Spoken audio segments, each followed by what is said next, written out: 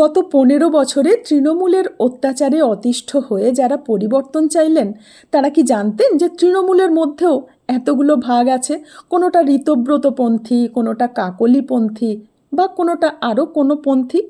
এত ভালো খারাপ মাঝারি মানের তৃণমূল আছে, জানতেন না তো?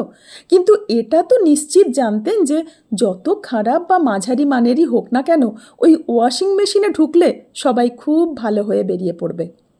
কিন্তু আপনারা কি এটা জানতেন, ওই যে কয়লা চোর, বালি চোর, গরু চোর, বা ওই সিন্ডিকেট থেকে 75-25-এর ভাগ নেওয়া আমাদের রাজ্যের মহান যুবরাজ, তিনি কিনা এই সব ছেড়ে পেটি একটা সই জালিয়াতির কেসে সিআইডির আন্ডারে ধরা পড়বেন?